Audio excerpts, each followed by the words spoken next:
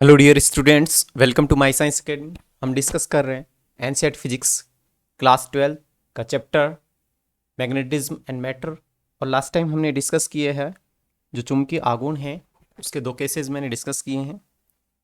जब छड़ चुंबक है उसको लंबाई के अनुदिश दो भागों में विभाजित किया जा रहा है। सेकंड केस था जब छड़ चुंबक को लंबाई के लंबवत दो भागों में विभाजित किया जाता है। तो इन दोनों केसों में हमने देखा कि चुंबक को हम किसी भी प्रकार से दो भागों में विभाजित करें तो इसका जो चुंबकीय आघूर्ण है हमेशा पहले का आधा प्राप्त होता है। अब नेक्स्ट एक केस ये लेते हैं कि जब छड़ चुंबक है उसको अर्धवृत्ताकार रूप से मोड़ा जाता है। यानी कि अगर कंडीशन ये हो इसको अर्धवृत्ताकार रूप से मोड़ा जा रहा है तो हम जानते हैं कि जो अर्धवृत्त है उसकी परिधि क्या होती है, पाई आर होती है। तो ये जो पाई आर है, चूंकि हमने छड़ चुंबक को इस फॉर्म में मोड़ा है तो ये 2l के इक्वल होगी। तो यहां से हम r की वैल्यू निकाल सकते हैं, r इक्वल टू 12 अपॉन में पाई।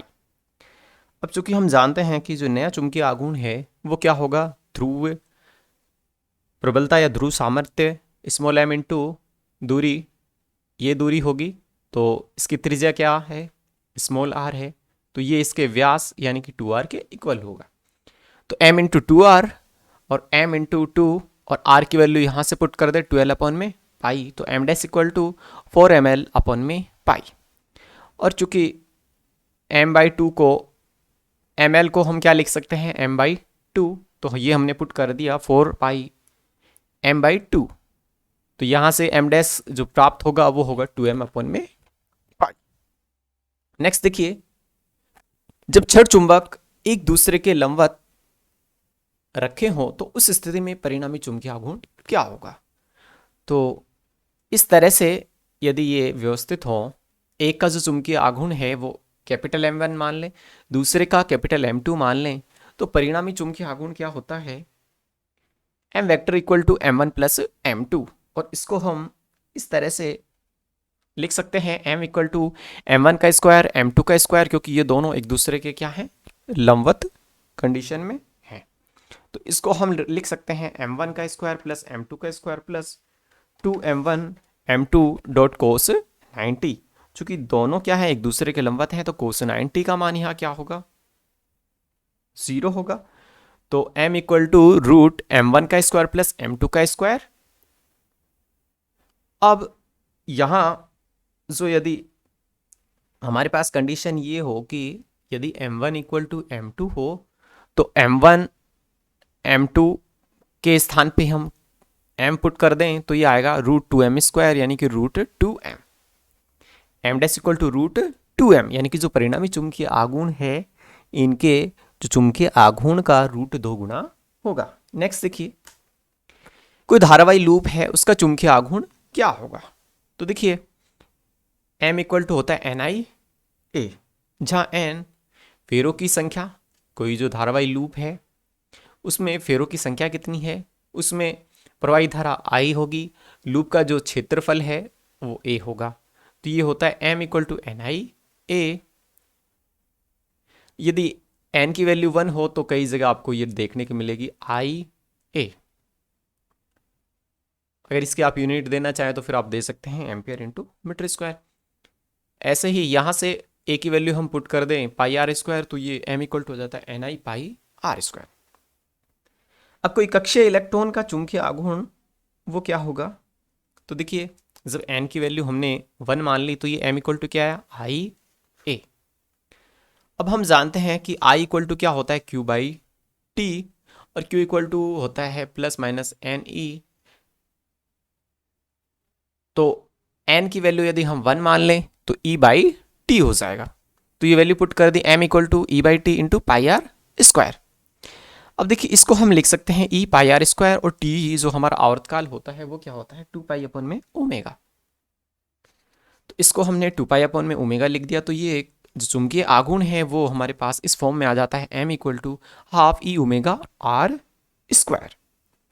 अब देखिए हम जानते हैं कि जो रेखीय वेग है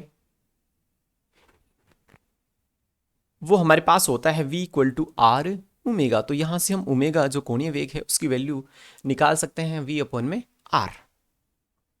तो ये ओमेगा के स्थान पे हमने वी अपॉन में आर पुट कर दिया, आर से आर कैंसिल होगा तो एम इक्वल टू आ जाता है हाफ ई वी आर। तो ये रेखीय वेग के पदों में इलेक्ट्रॉन का चुंबकीय आघूर्ण आ जाता है।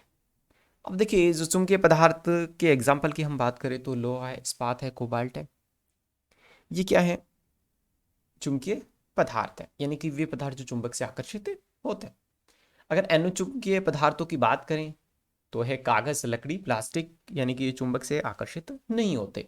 और इन पदार्थों का डिटेल से हम अध्ययन आगे और करेंगे। नेक्स्ट देखिए, एक न्यूमेरिकल आ जाता है चुंबकीय आघूर्ण से रिलेटेड कि यदि एक पतला दंड चुंबक है, उसका चुंबकीय आघूर्ण कैपिटल एम है, और यदि इससे पहले लंबाई के लंबवत, यानी कि इस तरीके से, ये इसकी लंबाई है तो लंबाई के लंबवत इस तरीके से, और फिर चौड़ाई के लंबवत, यानी कि ये इसकी चौड़ाई है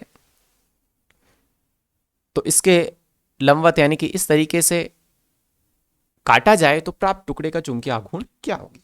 तो देखिए नॉर्मल कंडीशन में दंड चुंबक का जो चुंबकीय आघूर्ण होता है capital M equal to M into two L.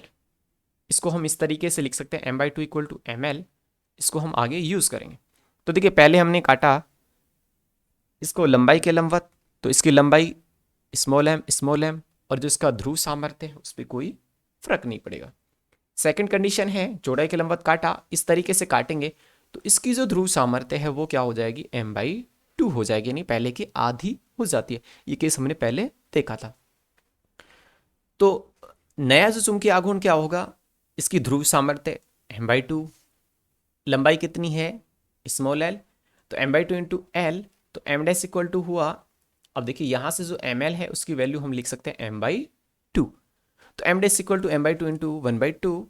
तो जो नया चुंबकीय आघूर्ण क्या होगा? M dash equal to M by four. तो यहां से हम देख सकते हैं कि जो नया चुंबकीय आघूर्ण है पहले की चुंबकीय आघूर्ण का एक चौथाई रह जाता है। नेक्स्ट देखिए, एक लो चुंबकीय तार की लंबाई स्मॉल एम है, चुंबकीय आघूर्ण कैपिटल एम है। यदि इसे एल आकृति में मोड़ने पर प्रत्येक भुजा समान लंबाई की रहती है तो नवीन आकृति का चुंबकीय आघूर्ण होगा। तो देखिए कैपिटल एल शेप में इसको मोड़ रहे हैं।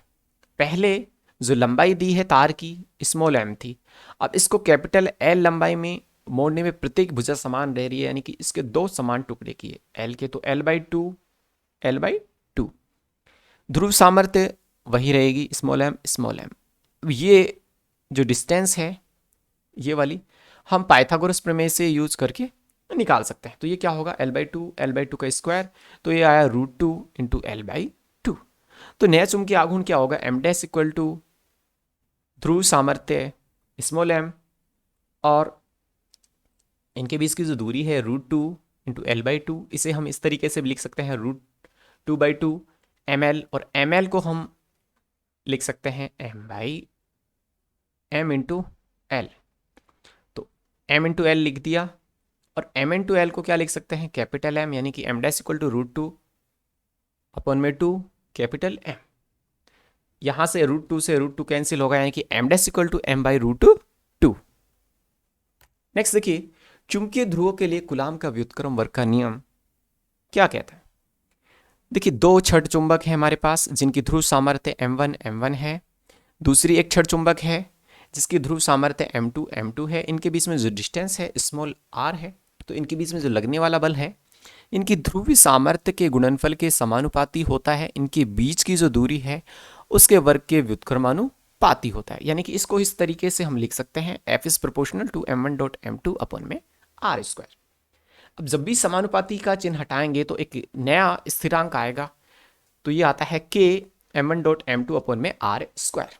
अगर CGS पद्धति में हम बात करें तो k की वैल्यू होती है 1, तो k का मान 1 रखा तो ये होगा F equal to m1 dot m2 upon में r स्क्वायर। अगर SI पद्धति में, MKS पद्धति में हम बात करें तो इसमें दो कंडीशन बनेंगी। निर्वात वायु में k का मान होगा μ0 अपॉन में 4 पाई। तो यहां F इक्वल टू होगा μ0 अपॉन में 4 pi into m1 dot m2 upon में r स्क्वायर, और माध्यम में k इक्वल टू होगा म्यू अपॉन में 4 पाई, यानी कि F equal to mu upon में 4 pi dot m1 dot m2 upon में r स्क्वायर। नेक्स्ट देखिए, यदि समचुंबकीय क्षेत्र में कोई दंड चुंबक रखा हुआ है तो उस कंडीशन में क्या होगा, देखिए एक समान चुंबकीय क्षेत्र है क्योंकि जो चुंबकीय बल रेखाएं हैं उनके बीच में दूरी एक समान है। अब चूंकि जो हमारे दंड चुंबक है इसमें इस तरीके से रखा हुआ है कि इसके जो दोनों ध्रुव हैं उन पर एक जो बल कार्य करेगा F equal to m b, एक side F equal to m b होगा, एक side F equal to minus m b होगा। ये दोनों इसके अगेंस्ट हैं तो ये एक बल आघूर्ण का निर्माण करेंगे जो इसको घुमाने का प्रयास करेगा, जिससे इसमें बलाघूर्ण उत्पन्न हो जाता है। तो परिणामी बल तो क्या हो जाएगा, शून्य हो जाएगा। तो बलाघूर्ण क्या होता है, एम बी साइन थीटा। तो टो vector equal to M cross into B cross. एम क्या है, चुंबकीय आघूर्ण है, बी क्या है, चुंबकीय क्षेत्र की तीव्रता है। अब देखिए दो कंडीशन यहाँ हम याद रख सकते हैं कि चुंबकीय जो बल रेखाएं हैं यदि इस तरह से हों कि जो छड़ चुंबक का उत्तरी ध्रुव भौगोलिक उत्तरी दिशा में हो और इस स्थिति में उदासीन बिंदु चुंबकीय निरक्ष पर प्राप्त होगा। एग्जाम में क्वेश्चन पूछा जाता है कि अगर ऐसा केस हो कि इस तरह से जो हमारे उत्तरी भौगोलिक ध्रुव जो हमारी उत्तर दिशा में है, यानी कि ये हमारी उत्तर दिशा है, ये हमारी साउथ दिशा है, तो इस कंडीशन में जो उदासीन बिंदु है चुंबकीय निरक्ष पर प्राप्त होता है, ये हमारा क्या है, चुंबकीय निरक्ष। तो बी निरक्ष इक्वल टू बी एच, यानी कि जो हॉरिजॉन्टल दिशा में निरक्ष हमारा प्राप्त होगा।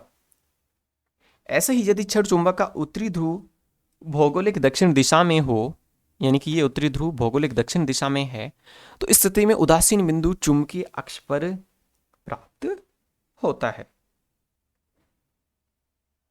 यानी कि इस कंडीशन में भी जो बी एक्स इक्वल टू क्या होगा, बी एच होगा।